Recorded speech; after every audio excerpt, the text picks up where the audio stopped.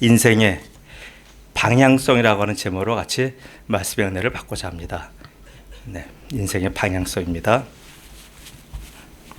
저는 오늘 이 말씀을 전함에 있어서 성경 말씀만 그대로 전하면 다 좀 이해가 좀 안 되기 때문에 제가 항상 우리가 잘 아는 어떤 중간 매개물을 하나 이용합니다. 오늘 그 중간 매개물은 백경이라고 하는 소설입니다. 백경 혹시 들어보셨나 모르겠어요. 백경이라고 하면 이건 원 제목은 모비딕이라고 해요. 모비딕이라고 하는 제목인데 우리말로 번역할 때 백경이에요. 백경은 뭐냐면 흰 고래라고 하는 뜻이에요. 흰 고래. 이 책은 우리는 생소하지만 미국인들에게 있어서는 홍길동전 같은 그런 책이에요. 그 미국인들은 엄청나게 이 소설에 대해서요 애착을 갖고 있고요. 특별히 이제 영미문학 하는 사람들은 우리나라 이제 대학 영문학과에서 영미문학 하시는 분들은 반드시 허먼 멜빌의 이 모비딕을 반드시 읽어봐야 돼요. 두껍고 굉장히 어려운 책이에요. 저 다 읽지 못했고 중간중간 다이제스트한 걸 읽어보고 했는데 이제 제가 그 소설을 기반으로 해서 같이 오늘의 말씀을 풀어나가고자 합니다. 그 백경이라는 소설에 보면 주인공이 누구냐면 포경선, 고래잡이 배 포경선 선장이에요. 선장 이름이 성경적인 이름은 아합이라고 하는데 성경에 아합 왕이 있잖아요. 근데 이 사람은 영어식의 이름으로 에이허브예요. 에이허브 선장이 이 사람은 포경선의 선장으로 고래잡이 하는 분이에요. 근데 이분이 왜 고래가 왜 포경선이 많았냐면 돈이 되잖아요. 포경선은 고래는 아무 배나 못 잡아요. 고래를 잡는 배는 특수해야 되고 고래를 잡는 선원들은 특별하게 훈련이 돼야 돼요. 그런데 바로 이 에이허브 선장은 고래를 잡는 데 있어서 엄청난 수완문이며 달인으로 추앙되는 사람이에요. 그러니까 그분이 고래를 잡으러 나갔다가 한번 큰 고래를 만나요. 여기 뭐라고 나냐면 고래가 하얘요. 특별히 머리 부분이 하얘요. 그래서 그 고래를 뭐냐면 하얗다고 하는 의미에서 알비노라고 하는 희다한 뜻이에요. 알비노 향유 고래라고 하는 말을 씁니다. 알비노 향유 고래를 만났는데 거기 지금 소설을 보면 이 고래의 크기가 어느 정도냐면요 27m로 나와요. 여러분 이런 고래 보셨나요? 보통 고래가 아무리 커봐야 뭐 몇 미터 내외죠. 이 향유고래는 27m예요. 그러니까 이 배가 고래잡이 배가 오면 다른 고래는 다 도망가는데 이 고래는 정면 돌진해요. 그래서 배를 가서 부딪혀 갖고요. 배를 박살을 내버려요. 그리고 이 알비노 향유고래가 해친 선원과 배가 엄청나게 많아요. 그때 바로 이 선장 에이허브도 다리를 잃어요. 다리 한쪽을 잃고 간신히 살아났습니다. 그러니까 이분이 평생 꽂힌 생각이 뭐냐면요. 이 향유고래를 내가 잡겠다. 이 특별히 알비노 향유고래를 내 손으로 반드시 쳐달라고 나는 이 땅 떠나겠다 하는 목표가 생겼어요. 근데 저녁에 왔습니다. 때는 뉴욕이에요. 뉴욕에서 이제 그 포경선에 많은 이제 선주가 사람을 모집해요. 그때 보니까 가장 탁월했던 이제 그 선장이 바로 이 에이허브예요. 에이허브를 중심으로 해서 30명의 선원들을 모집해요. 이때가 왜 30명이 꼭 들어가냐면 허먼 멜빌이 30명을 쓴 이유가 뭐냐면 그 당시 지금 미국의 주가 50개 주잖아요. 당시 미국의 주는 30개 주였어요. 그러니까 그걸 상징하는 거예요. 전 미국을 상징하는 겁니다. 미국의 각주에서 한 명씩 해서 30명의 개념으로 그 소설을 이렇게 기반을 했어요. 그래서 포경선이 떠납니다. 거기서부터 떠나서 어디냐면 대서양을 따라서 쭉 남쪽으로 가면 오른쪽에 아프리카, 왼쪽에 남아메리카 그쪽 바다를 지나서 희망봉을 돌아서 인도양을 거쳐 어디요? 태평양, 특별히 남태평양에 가서 거기서 고래를 잡는 거예요. 자, 배경이 그렇습니다. 근데 이 사람은 얼마나 대단한 사람이냐면 바로 모든 고래잡이 선원들의 영웅이에요. 에이허브 하면. 왜냐하면 보통 사람들은 한 번, 두 번 고래잡이 나갔다가 힘들고 지쳐서 살아 돌아오는 경우도 굉장히 희소하고 한 번 돌아오면 다시 고래잡이 안 나가요. 너무나 힘든 일이거든요. 뱃사람이 원래 힘들지만 그 중에서 특별히 힘든 게 고래잡이에요. 그때는 기교 안 되고 작사를 쏴야 되잖아요. 작사를 기교로 쏘고 걷어야 되고 어마어마하게 일해요. 근데 이분은 어느 정도 투지가 좋냐면 그분의 얘기 한번 들어볼게요. 나를 이끌어가는 것은 오직 광기뿐이다 이 얘기를 했어요. 그러니까 정상적인 사고와 정상적인 내적인 파워 가지고는 고래잡이를 할 수가 없는 거예요. 특별히 이 알비노 향유 고래와 싸울 만한 힘이 전혀 없어요. 그러니까 이 사람은 뭐예요? 미친 사람이 돼버린 거예요. 완전히 불광불급이잖아요. 미치지 않으면 어떤 일도 이룰 수 없다고 하는 식으로 불광불급의 삶을 살아요. 이 정도 이 사람이 어느 정도 어떻게 그 소설에 나온 한 대목입니다. 나 고래한테 그래요. 고래야 너는 모든 것을 파괴할 뿐 너는 정복한다고 하더라도 정복하지 못한다. 너는 고래한테 얘기하고 나는 대신 너를 향해 돌진하고 끝까지 너와 맞서 싸우겠다. 너를 지옥 끝까지라도 가서 나는 너를 향해 작사를 던지고 가눌 수 없는 증오를 담아 너의 마지막 숨을 내가 거두겠다. 멋있지 않아요? 왜 미국인들이 이렇게 이게 허먼 멜빌의 모비딕이라는 소설에 그 사람들이 그렇게 꽂혀 있냐면요. 바로 이 에이호브는 미국인을 상징해요. 투쟁적이고 모험적이고 어떠한 일에 있어서도 물러서지 않고 사나이답잖아요. 미국인을 상징하는 바로 이 상징이 에이호브입니다. 이 에이호브는 그렇게 해서 이런 아주 담대한 마음을 가지고요 나가서 고기를 잡으러 가요. 고기를 잡으러 가다 보니까 이 시대에 그 시대는 이게 소설이 1851년에 나온 소설이에요. 그럼 그 시대 배경에서는 뭐예요? 이분은 영웅인 거예요. 미국 사회의 영웅이에요. 에이호브 같은 분은 이 영웅을 모든 사람은 추앙하고 영웅의 일거수일투족을 보고 보도하는 거예요. 지금 영웅은 누굽니까? 뭐 BTS 뭐 이런 경우가 되겠죠. 이런 정도로 대단한 분이에요. 그러니까 이분이 피코드라고 하는 이제 배를 딱 태워가지고 사람들이 딱 출항했습니다. 출항해서 이제 고기 잡으러 나갔습니다. 자, 그런데 이분은 결국 그렇게 돼서 어떻게 되었을까요? 못 따라와요. 그게 마지막 출항이에요. 흰 향유 고래를 사냥하러 나갔던 이 출항이 마지막 출항이 된 겁니다. 자, 그런데 그는 여전히 마지막 출항이고 돌아오지도 못했는데도 불구하고 모든 뉴요커와 모든 미국인들의 영웅으로 추앙받은 분이에요. 자, 이제 그 제 전제를 하고 합니다. 자, 이런 또 한 사람이 있는 거예요. 지금 이와 같이 영웅적인 삶을 살았고 영웅적인 삶을 살다가 결국은 그 영웅적인 살았는데 불구하고 태평양 같은 바닷속에 푹 빠진 한 사람이 있어요. 바로 그 사람이 누구냐면 바로 다윗이에요. 본문에 나온 다윗이 그래요. 다윗은 이스라엘 역사에 있어서 영웅이에요. 이만한 영웅이 없어요. 다윗을 능가할 만한 영웅은 몇 사람 없어요. 당대 뛰어난 영웅이고요. 계속 추앙받는 영웅이에요. 지금도 이스라엘 국기에는 뭐예요? 다윗의 별이 그려져 있잖아요. 그 정도로 이스라엘 사람들이 존경하는 분이 다윗이에요. 이 다윗이 승승장구했어요. 하는 것마다 손 대는 것마다 가서 전쟁에 나가는 것마다 다 승리했어요. 그럼 어떻게 돼요? 그럼 이렇게 모든 것이 잘 될 때 어떻게 됩니까? 여러분들 보실 때 모든 것이 잘 될 때 여러분 조심하셔야 돼요. 모든 일이 잘 풀릴 때 그때가 가장 위험할 때예요. 다윗이 그랬어요. 전쟁을 하면 무조건 승리하죠. 자기는 통일한 왕으로 지금 완전 존경받고 있죠. 그 위상이 어느 정도 높은지 저 페니키아의 히라만까지도 두로의 히라만까지도 자기에게 서로 우리 친하게 지내자. 그래서 많은 물자도 보내고 인부도 보내고 엄청난 존경을 받고 있어요. 이렇게 좋을 때 문제 어떻게 돼요? 사단이 그를 가만 안 놔두잖아요. 사단이 그를 그가 옥상에서 거닐 때 저 이웃집에 목욕하는 한 여인을 봐요. 그 여인의 모습이 그 사람 떠나지 않은 거예요. 거기서 인생이 망가지기 시작합니다. 급기야는 그 여인을 간간히 하나 간통하고 그래서 그 여인의 남편까지도 전장에 보내서 죽이게 만들고 보세요. 작은 범죄 하나는요 계속적으로 번지는 거예요. 죄는 보세요. 항상 낱개로 이치원으로 오는 게 아니고 번들로 와요. 묶음으로 와요. 죄가 그래서 무서운 게 바로 뭐냐면요. 죄는 묶음 단위로 다녀요. 그래서 죄 하나에 발을 잘못 디뎠다가는요. 이게 낭패 보는 일이 그래요. 그래서 오늘 다윗은 그러한 지금 늪에 빠진 거예요. 죄 아주 깊은 늪에 빠져가지고 정신을 못 차려요.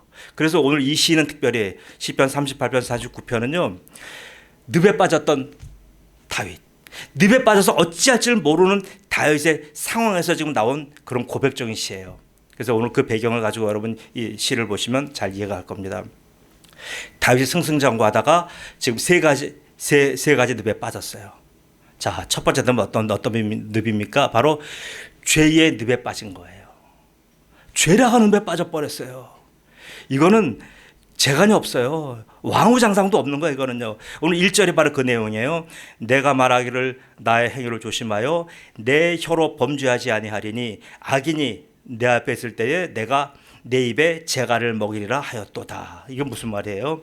지금 자기는 악인이 자기 앞에 있어서 자기 앞에서 와서 그렇게 희롱하고 해도 악인한테 꼼짝도 못하는 거예요. 모든 조롱을 다 받고 있고요. 그한테 한마디도 얘기하지 못하는 그런 무력한 자기 자신을 얘기하는 거예요. 왜 그렇게 됐어요? 너 잘못했잖아. 너 지금 그런 흉악한 죄 저질렀잖아. 꼼짝을 못하는 거예요. 우리는 자기의 잘못이 드러나면 지적당하면 꼼짝 못하잖아요. 완전 그에게 주도권을 다 내주는 거예요. 지금 오늘 그런 거예요. 그는 왜요? 현재 죄의 감옥에 갇혀 있기 때문에 꼼짝을 못하는 거예요. 여러분, 죄라는 게 이래요. 항상 그래서 사회에서도 그래요. 그런 말 있잖아요. 껌 주는 여자예요. 껌 주는 남자예요. 껌 주는 남자를 조심하라 이런 말 있잖아요. 껌 주는 여인을 조심하라 이런 말 있잖아요. 항상요, 이 단 거 주는 사람, 항상 그렇게 달콤한 거 주는 분은 조심하셔야 돼요. 그 뒤에 반드시 자기의 목적성이 있어요. 그래서 이런 다윗은 첫 번째 이렇게 죄의 늪에 빠져갔고요. 죄의 감옥에 갇혀 있는 거예요. 자, 첫 번째 감옥은 죄의 감옥에 갇혀서 절절매요. 자, 두 번째입니다. 두 번째는 2절이에요. 2절에 내가 잠잠하여 선한 일도 하지 아니하니 나의 근심이 더 심하도다. 보세요. 근심이 심하다 그랬어요. 이건 뭐예요? 첫 번째는 죄의 감옥에 갇혀 있고 두 번째는 바로 근심의 감옥에 갇혀 있는 거예요. 여러분, 근심은 우리가 다 겪어봐서 알잖아요. 얼마나 고통스럽습니까? 사실은 어떠한 상황이 발생한 것보다 그 상황 앞에 서서 내가 두려워 떠오르는 나의 근심이 더 어느 때는 무서운 거예요. 저희 고등학교 다닐 때 저는 상업학교를 나왔습니다. 근데 이 상업학교에서 저는 이제 문예반에 들어가서 문예반 활동을 했어요. 상업학교 정서가 다르니까 문예반에 가면 글 쓰는 사람들이 보니까 좀 분위기가 나이스할 거다 그래서 갔는데 웬걸요. 이 문예반이요. 카페가 제가 깜빡했어요. 나중에 선배가 그러더라고요. 여기는 폭력 문예반이야 그러더라고요. 턱간이 문예반 반장을 시켜서 저를요. 이제 중학교 때 제가 교직 편집을 했으니까 그 경력 가지고 그래서 저는 선배들이요 매일 소집해요. 우리 문예반실이 따로 있었어요. 매일 소집하면 매일 가요. 그럼 거기서 뭐냐면 무조건 의도받고 시작하는 거예요. 막대걸레, 마포걸레 그 대루요. 무조건 이유 없이 맞아야 돼요. 맞고 나서 시작을 해요. 고등학교 2년 내내 맞았어요. 3학년 때는 이제 저희가 제일 고참이니까 때리진 않고 하니까 전 도대체 이게 무슨 학교인지 감옥인지 아니 그래도 글 쓰는 사람들끼리 모인다면 좀 그래도 또 그 선배들 만나면 그 정주영의 향수 같은 그 박인환의 목마숙녀 같은 그 긴 시를 다 외워요. 그냥 쫙쫙쫙. 그렇게 감성이 풍부한 선배들이 만나게만 패는 거예요. 아니 이게 뭡니까 도대체. 그러니까 맞을 때 보면 제가 항상 1번을 만나요. 반장 나와. 그러니까 제일 좋아요. 왜요? 먼저 맞으니까 남들 맞는 거 보면 좀 후련하더라고요. 근데 나중에 애들은요. 맨 나중에 맞는 애들은 끝까지 그 공포에 떨어야 돼요. 그 근심에 잡혀야 돼요. 근심이 그런 거예요. 자, 근심은 어느 정도로 근심을 우리가 이 성경에서 힘들게 얘기하냐면요. 근심은 우리 몸의 가장 단단한 조직인 골조직, 뼈 조직까지도 상하게 만들어요. 잠언 17장 20절입니다.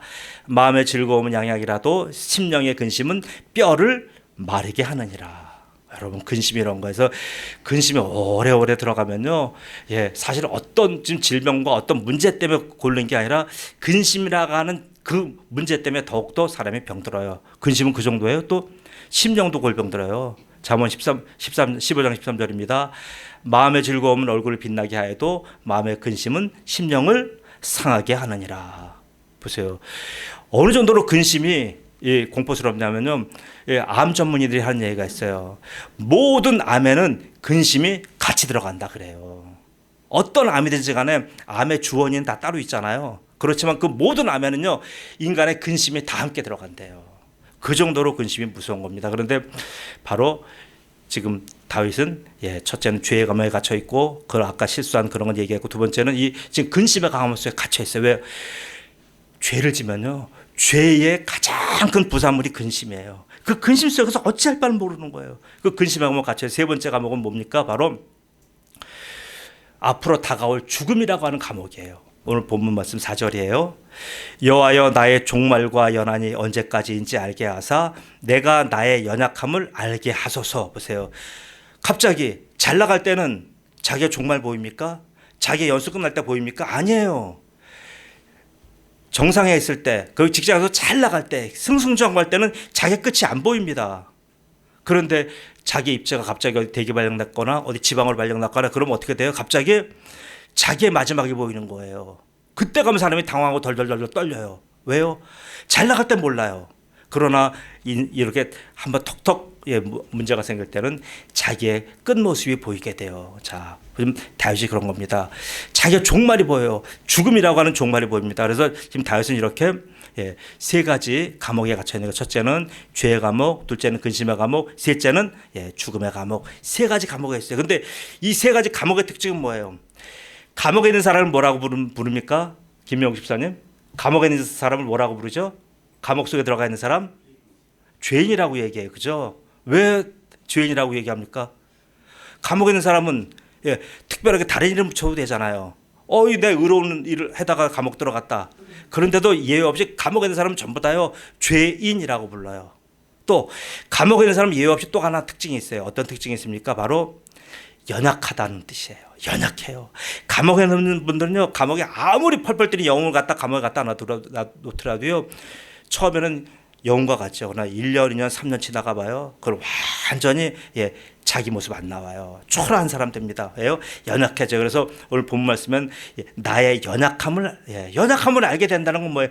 자기가 그만큼 지금 상태가 좋은 사람이 연약함이 보입니까? 안 보입니다. 그래서 이 연약함의 특징으로 오늘 여기 오늘 본문 5절 6절에 어떤 단어가 나오냐면요. 한 뼘 이렇게 한 뼘 길이만한 나의 날. 자기 인생이 앞으로 한 뼘밖에 없다는 거예요. 그리고 자기 인생을 허사다, 헛된 일이다, 그림자다 이렇게 지금 표현하고 있는 거예요. 자, 뭡니까 이게? 이게 인생입니다. 모든 인생은 이렇게 감옥에 갇혀 있고요. 모든 인생은 이렇게 연약한 상태예요. 성경은 그렇게 얘기하는 거예요. 성경은 모든 사람을 죄인이라고 얘기해요. 죄인이라는 얘기는 뭡니까? 죄인이라는 얘기는 그냥 형식적으로 당신이 그냥 죄인이야 이런 의미가 아니고요. 이렇게 지금 구체적으로 감옥에 갇혀 있는 거예요. 죄의 감옥에 갇혀 있고요. 근심의 감옥에 갇혀 있고요. 인생 종말이라고 하는 감옥에 갇혀 있는 거예요. 그렇기 때문에 죄인입니다. 자, 그래서 이것이 어때요?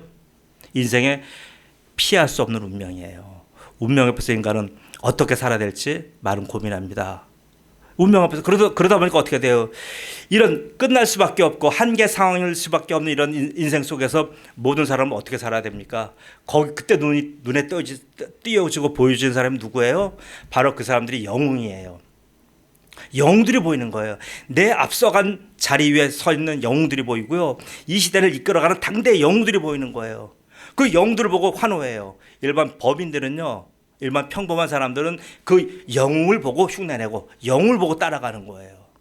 이게 이건 이야기예요. 역사에 다 이런 식으로 돼 있어요. 그래서 모든 평범한 사람들은요, 영웅 한 명의 지휘를 따라서 움직이는 오케스트라에 불과한 거예요. 이런 식으로 다 인생을 쫓아가요.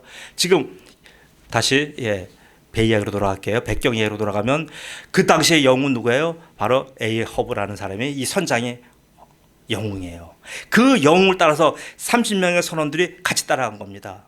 처음에는 이 영웅을 멀리서 보고 찬양도 하고 박수도 치고 그 무용담도 듣고 했지만 그 배에 탄 이후로 그 선장이 지휘하는 배에 딱 탄 이후로는 그 선원들의 모든 생사여탈권 누가 가지고 있어요? 선장이 가지고 있는 거예요.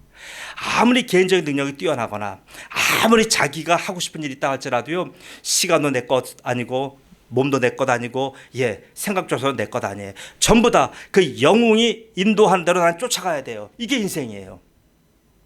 영웅들을 잘못 만나버리면요, 인생 그렇게 쫓아가다가 인생 나중에 끝나버리는 거예요. 내가 누군지도 모르고요 쫓아가요. 정치하는 분들 많이 그렇잖아요. 특별한 정치가를 쫓아가다가 그 사람 쫓아가다가요, 잘된 분도 많지만 망가진 분도 많이 봤어요. 저는 예전에 여기서 이름 대긴 곤란하지만 민주당이 아주 거물 정치인이에요. 이분은 권능 없이 보고 노가비형이라고 부를 수 있는 사람이에요. 얼마나 대단한 분입니까? 제가 잘 알아요. 그런 분이 뭐라 그러신 줄 아셔요? 마지막에 쫓아다녀봐야 얻은 게 아무것도 없어요. 기껏 얻은 게 뭐예요? 지구당 위원장 자리 하나밖에 없는 거예요. 어떠한 자리, 하다못해 고정적으로 월급 나올 수 있는 자리, 또 100만 원도 나올 수 있는 자리를 얻어본 적이 없어요. 이게 뭐예요? 영을 쫓아가면 나중에 이렇게 되는 거예요. 그래서 오늘 성경에 나온 말씀이 허사로다 얘기하는 거예요. 너의 인생은 그림자와 같았다 얘기하는 거예요. 영도 잘못 쫓아다니면 인생이 이렇게 망가지는 겁니다. 자, 그런데 오늘 다윗은 그런 영들을 쫓아다녔고요. 다윗 자신이 어느 순간 보니까 자기가 영웅된 거예요. 영웅이었는데 자기 영웅으로 모든 국민 앞에 자가 영웅적인 그렇게 통치를 하고 영웅적인 선도를 하고 갔는데 그 영웅이 바로 죄로 인해서 무너졌잖아요. 자기 앞에 영웅 다윗이 아니라 죄인 다윗이 돼버린 거예요. 그 다윗이 이제는 죄의 감옥, 근심의 감옥, 종말의 감옥에 갇혀버린 거예요. 이러니 어떻게 됩니까? 이러니 얼마나 한탄스러운 거예요. 내가 나를 볼 때 내가 왜 이렇게 됐지? 내가 이런 사람이 아닌데 나의 추락이 어디서부터 온 거야? 하나님 도대체 제가 왜 이렇게 불쌍한 인간이 되었을까요? 라고 계속 한탄하는 거예요. 그래서 다윗의 시를 보면요, 한탄과 근심과 회개가 그렇게 많은 거예요. 미치겠잖아요. 왜 도대체 하나님 내 인생이 이거밖에 안 됐습니까? 근데 누구한테 하소연해요? 내가 한 거잖아요. 그러다 보니까 다윗이 여기서 어떻게 이런 자가 감옥에 갇히고 자기의 이름 앞에 죄인이라는 게 붙고 나니까 이제 뭐예요? 더 이상 세상에 소망이 없잖아요. 자기 자신도 자기 자신을 책임지지 못하는 그런 인생이 되고 말았잖아요. 그러니까 다윗이 오늘 본문 7절에 뭐라고 고백합니까? 7절 말씀 한번 읽어주세요. 같이 시작. 7절이요.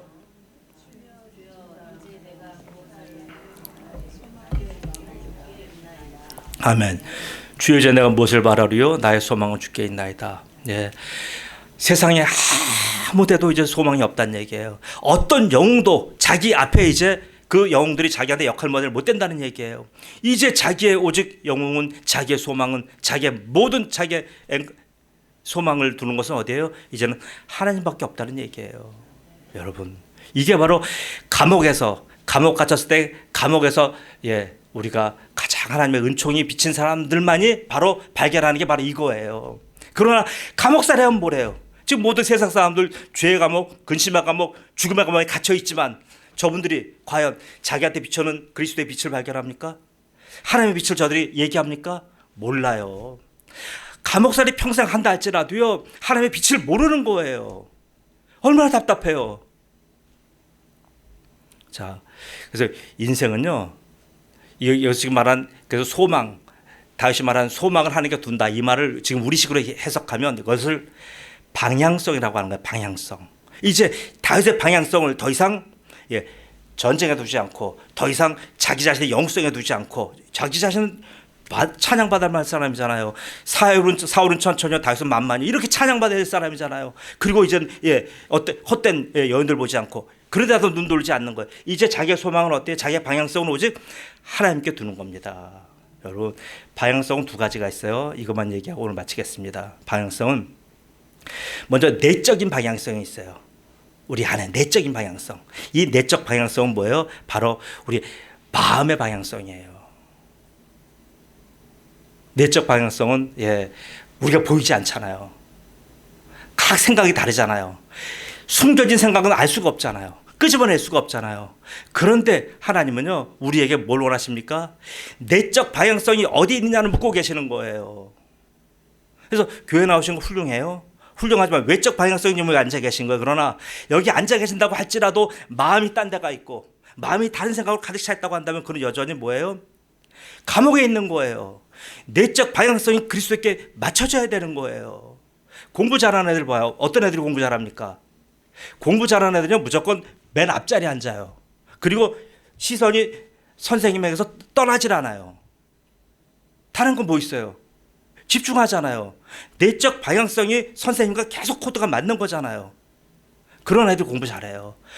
집에 와서 공부 열심히 하는 애도 공부 잘하지만 일단은 수업 시간 하잖아요. 수업 시간에 계속 이게 인터페이스가 돼야 돼요. 계속 주고받고 해야 돼요. 그거 되지 않으면 수업 시간은 놓치는데 지가 집에 가서 무엇을 찾아갖고 그걸 공부를 하겠어요. 이거 말이 안 되잖아요. 김병일 선생님 안 그렇습니까?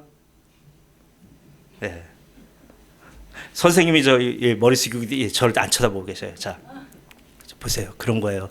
내적 방향성이 맞아야 돼요. 자, 그래서 이 내적 방향성은 뭡니까? 내적 방향성 누가 맞춰줘요? 자기가 맞히는 거예요, 여러분. 오해하지 마세요. 구원은 하나님께서 주시는 거지만 이렇게 내적 방향성은 내가 맞히는 거예요. 제일 어리석은 기도 중에 하나가 뭐냐 하면 하나님, 제가 마음을 주님께 이렇게 정하게 좀 도와주세요. 제가 마음은 갈 데 같고요. 결정을 못 하겠어요. 결정 좀 잘하게 저 좀 도와주세요. 그럼 하나님 뭐라 그러는 줄 아세요? 응답? 예.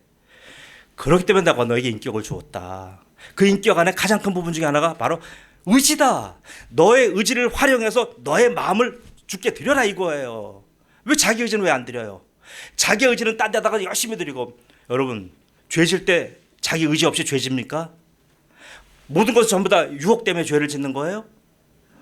핑계 대지 말아야 돼요. 죄는요 철저하게 내가 짓는 거예요. 내가 죄를 선택한 거예요. 내가 죄를 불러들이는 거잖아요. 근데 왜 전부 다 주위의 환경에다 얘기합니까? 내가 한 거예요. 그래서 내가 결정한 거예요. 내가 결정해야 되는 거예요. 방향성은요 내가 맞추는 거예요. 내가 맞추지 않고 주님 저 좀 마음 좀 주님 앞에 결정하게 좀 도와주세요. 아니요, 안 도와줘요. 죽을 때까지 기도해 보세요. 결정 안 돼요. 그래서 시편 108편 1절에 뭐라고 말씀합니까? 하나님이여 내 마음을 정하여 싸우니 내가 노래하며 나의 마음을 다하여 찬양하리로다라고 하는 거예요. 내가 결정해서 드리는 거예요. 다니엘이 그랬잖아요. 다니엘 사도가요 뭐라고 기도했냐면 다니엘서 1장 8절에요. 다니엘은 뜻을 정하여 왕의 음식과 그가 마시는 포도주로 자기를 더럽히지 아니하리라 하고 자기를 더럽히지 아니하도록 환관장에게 구하니. 보세요. 이것이 내적 방향성인 거예요. 이건 자기가 드려야 돼요. 누가 도와줄 수 없어요. 옆에서 조언해 줄 정도예요. 근데 조언하면 좋아합니까? 아니요. 조언을 요즘 말로 뭐라 그러더라고요. 요즘 젊은 애들 말이 달라요. 우리 때는 조언이라고 얘기했는데 요즘 젊은이들은 그것을 지적질이라고 얘기한대요. 그래서 조언도 하면 안 되겠다. 예. 자, 첫 번째 내적 방향성, 두 번째는 뭡니까? 외적 방향성이에요. 외적 방향성. 외적 방향성은 우리의 행동을 하나님께 두는 거예요. 예. 행동을 하나님께 드리지 않으면요, 내가 아무리 내적 방향성을 하나님께 맞췄다고 할지라도요, 외적 방향성을 맞추지 않아요. 그런 분들이 어떤 분들이에요? 교회에 나오지 않으면서 자기는 하나님 믿는다고 하는 분들이에요. 그런 분들 굉장히 많아요. 뭐 안 나가 교인, 그래서 뭐 가난한 교인이랍니다. 그런 분들 안 나가. 그럼 뭐예요? 그분은요, 보세요. 생명이라는 게 뭡니까? 생명. 보세요. 우리가 생명체라고 하잖아요. 생명체의 특징이 뭐예요? 생명체의 특징은 생명이 있는 거예요. 근데 생명은 뭐냐 하면요, 여러분, 생명의 가장 큰 특징은요, 유기성이에요. 유기성. 유기성이라는 건 뭐냐면요, 상호작용이에요. 상호작용. 상호작용이 없어 생명이 아니에요. 시신은 상호작용이 끝난 거예요. 우리가 지금 생명체는 머리하고 제 발가락하고 이 상호작용이 돼요. 제 발가락을 찔러버리면 여기서 아프다고 튀어나와요. 왜요? 상호작용, 유기성적인 작용이 있잖아요. 지금 외적 방향성을 하나님께 드리지 않은 분들은요, 죽은 거예요. 나는 평생 40년 동안 유튜브만 보고 예배드리겠다 하는 분 계셔요? 유튜브 보세요. 그럼 그건 뭐예요? 자기 혼자 유튜브 보고 자기 혼자 감동받은 거예요. 그거는 생명이 아니, 생명이 하는 건 아니, 생명이 하는 것은 바로 그리스도와 나와 우리 성도들 간에 유기적인 생명체적인 교환이 없잖아요. 그게 무슨 교인이에요? 그게 무슨 생명이에요? 아니에요. 그래서 외적인 방향성을 드리지 않으면 그건 그리스도인은 아니에요. 그리스도인은 반드시 두 가지, 내적 방향성과 외적 방향성을 다 드리는 겁니다. 자, 그래서 그것이 뭐예요? 바로 오늘 다윗식으로 얘기하면 주를 향하여 소망을 두는 것의 뜻이 바로 그 두 가지의 내적, 외적. 자, 그래서 보세요. 근데 여러분, 이 방향성의 문제는요, 여러분이 해도 되고 말아도 되고, 아니에요. 그게 아니에요. 여기에 심각성이 여기에 있는 거예요. 에이, 뭐 내가 우리 교회 나와서 좋은 말 한마디 듣지. 뭐 그냥 내가 방향성을 맞추려니까 그 기회 되면 맞히지. 아니요. 내가 선택할 사항이 아니에요. 방향성은요, 왜 그러냐면 방향성은 내가 방향을 맞추면 내 상태가 좀 좋아진다? 아니에요.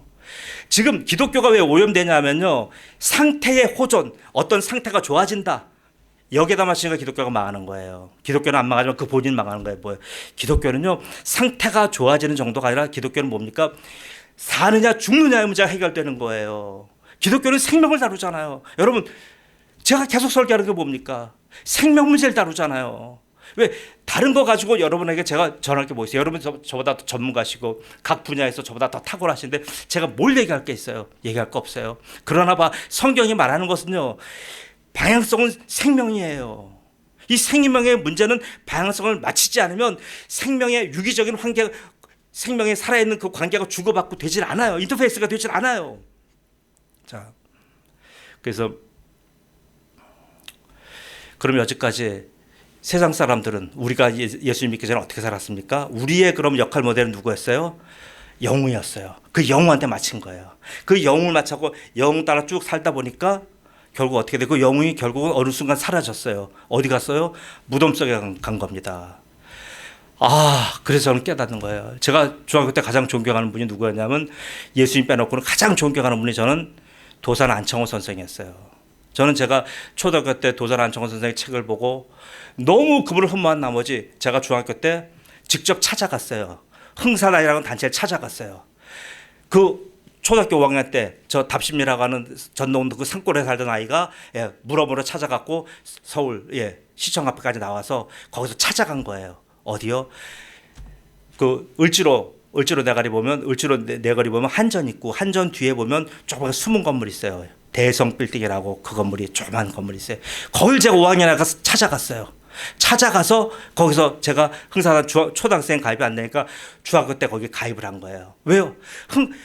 도산 선생을 너무나 존경하니까, 그분의 무실력경, 충의 용감, 그 사상이 너무나 감동적이고 한국에 이런 위대한 인물이 있었는가라고 놀랄 정도였어요. 그 모델을 저는 계속 쫓아갔어요. 그런데 그 모델도 보니까 그때는 안 계셨잖아요. 반드시 영웅은 죽는 거구나. 그 영웅이 죽으면 영웅이 죽은 자리 무덤만 바라보는구나. 무덤만 바라보는 짓 하지 말아야겠다. 그래서 제가 예수님을 믿게 된 이유 중에 하나도요, 마음속으로 받아들이는 동기가 그런 거예요.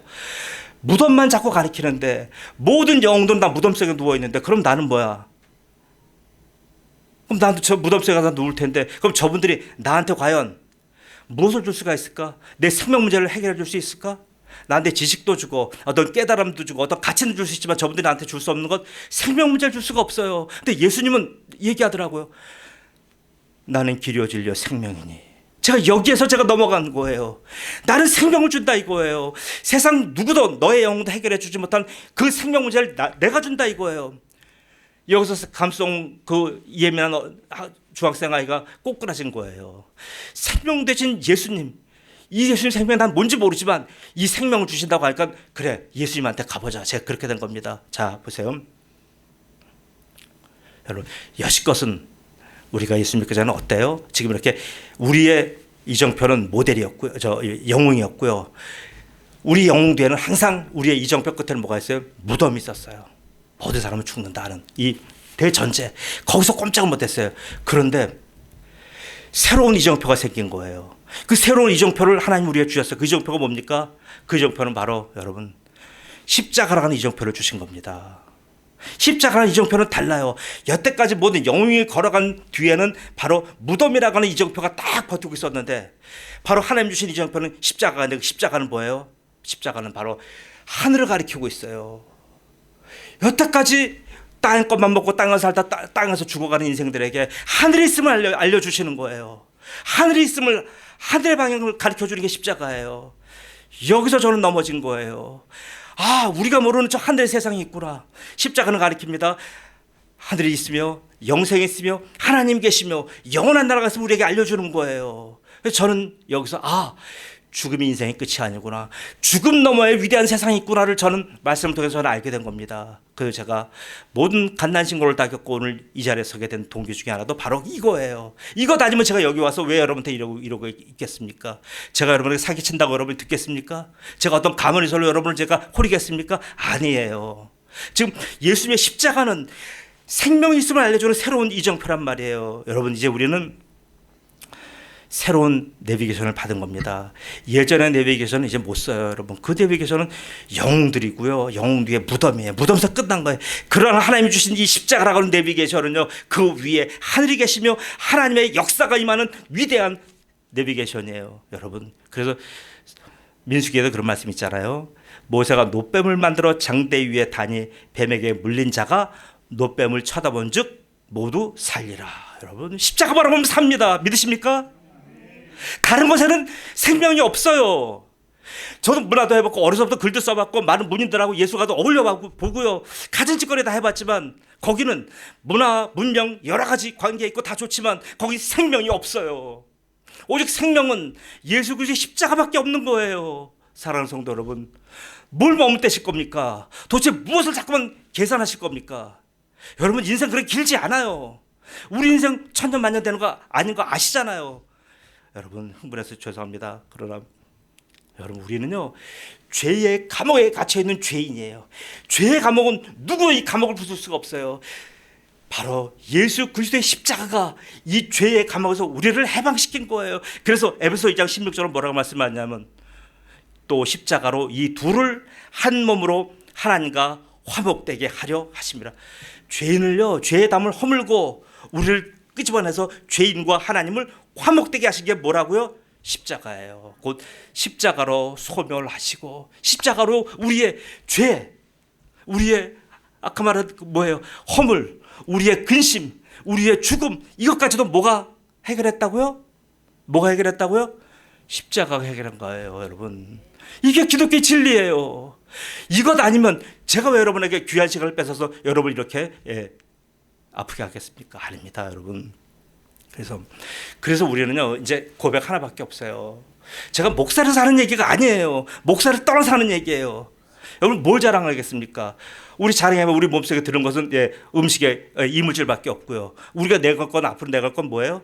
이제 더 이상 무덤밖에 없는 거예요. 우리 가봐야 조금 있으면 누가 우리를 알아주겠습니까? 우리 이 땅 떠나면요, 우리 알아주고 우리를 추모할 사람 없어요. 금방 잊혀져요. 그렇기 때문에 우리는요, 그런 우리 자신도 믿지 말고요, 우리가 잡을 것은 오직 소망 대신 그리스도예요. 그래서 그 그리스도를 붙잡으시면 어떻게 됩니까? 바울의 고백 같은 고백이 나와요. 갈라디아서 6장 14절이에요. 그러나 내게는 우리 주 예수 그리스도의 십자가 외에 결코 자랑할 것이 없으니 그리스도로 말미암아 세상이 나를 대하여 십자가를 못 박히고 내가 또한 세상을 대하여 그러하니라. 사랑하는 우리 성도 여러분, 우리는 이렇게 살아가는 존재입니다. 그래서 우리는 이렇게 또 사라져가는 존재예요. 운전자는 내비게이션 말 들어야 돼요. 그렇죠? 우리는 이제 예수 믿는다고 하면서 옛날 사단이 주는 내비게이션 따라가면 안 되잖아요. 내비게이션 잘못 따라갔다가 사고 난 경우 종종 보잖아요. 이제 우리는요, 죄인의 내비게이션 더 이상 쫓아가면 안 되고요, 그리스도의 새로운 주신 이 내비게이션 따라가야 됩니다. 그래서 여러분은 이제 그렇게 살아가도록 여러분의 차는 세팅돼 있어요. 그러니까 여러분의 삶은 얼마나 복됩니까? 얼마나 벅찹니까? 이 아름다운 인생을 늘 그리스도와 함께 새로운 내비게이션으로 아름다운 인생의 여정을 끝까지 완주하시기를 우리 주 예수 그리스도의 이름으로 축복합니다. 아멘. 기도합니다.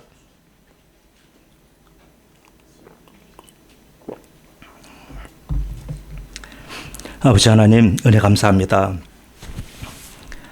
우리가 왜 죄인이었나 봤더니 그저 상태적으로 죄인이다, 그리고 이론적으로 죄인이다, 아담이 죄인이었으니까 아담의 후에는 우리도 죄인이다라고 하는 이런 정도가 아니라 우리가 감옥에 갇혀있기 때문에 죄인인 것을 알게 되었습니다. 우리는 죄의 감옥에 갇혀있고, 우리는 근심의 감옥에 갇혀있고, 종말이라고 하는 감옥에 갇혀있는 것을 봅니다. 우리의 상태가 이럴진데 우리를 도대체 누가 우리에게 도움을 주며 누가 우리를 이 감옥에서 끄집어냅니까? 어느 누구도, 영웅도 해결할 수 없었고 가장 존경하는 어떤 이 땅의 위대한 분들도 그 문제를 해결해 주신 분 전혀 없었습니다. 그러나 바로 저 십자가의 예수 그리스도께서 바울을 감옥에서 꺼내 주시며 원수된 우리와 하나님을 서로 화목되게 하신 것을 봅니다. 죄의 담을 허물어서 하나님과 화목되게 하셨던 이 위대한 역사가 우리에게 있음에 이제 아버지 하나님, 우리가 무엇을 자랑하겠습니까? 무엇을 따라가겠습니까? 아버지, 이제 우리는 오직 십자가 내비게이션만 쫓아가기로 결단합니다. 오늘 이 아침에 나와서 살아가는 주의 종들이 이제 그리스도의 십자가 외에는 다 살아갈 것이 없음을 갈라디아 6장 14절 말처럼 고백하며 간증하며 선포하오니 아버지 하나님, 우리 성도들 인생 위에 이제는 이렇게 그리스도의 영광이 늘 함께하도록 도와주옵소서. 그래서 이 영광된 길에 단 한 명도 누락되지 않게 하시고 단 한 명도 중도에 탈락하는 자 없게 하시며 끝까지 완주하는 놀라운 영광으로 함께하여 주옵소서. 감사하며 예수님의 이름으로 기도드리옵나이다. 아멘.